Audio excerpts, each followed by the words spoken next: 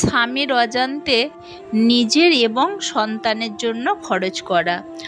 হযরত আয়েশা রাদিয়াল্লাহু তাআলা আনহা কর্তৃক বর্ণিত, হিন্দা বিনতে উতবাহ বললেন, হে আল্লাহর রসূল, আবু সুফিয়ান কৃপণ লোক, সে আমার ও সন্তানদের প্রয়োজন মাফিক খরচ দেয় না, কেবল এতটুকু যা আমি তার অজান্তে নিয়ে থাকি। তিনি বললেন, নিজের ও সন্তানদের প্রয়োজন মোতাবিক নিও।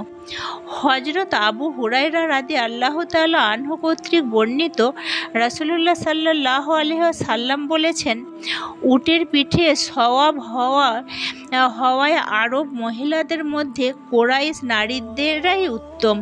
অপর বলেন, কোরাইশ মহিলাদের মধ্যে তারাই উত্তম যারা নিজেদের শিশু সন্তানদের প্রতি অধিকতর স্নেহশীলা এবং স্বামীর সম্পদের রক্ষণাবেক্ষণকারী।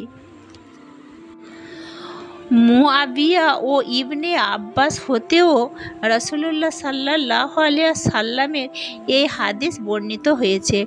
হযরত আলী রাদিয়াল্লাহু তাআলা আনহু কর্তৃক বর্ণিত, তিনি বলেন, নবী করিম সাল্লাল্লাহু আলাইহি ওয়াসাল্লামের নিকট কিছু ডোরাওয়ালা রেশমি চাদর এলো। আমি তা পরিধান করলাম। তাতে আমি তার চেহারায় নাখুশি লক্ষ্য করলাম।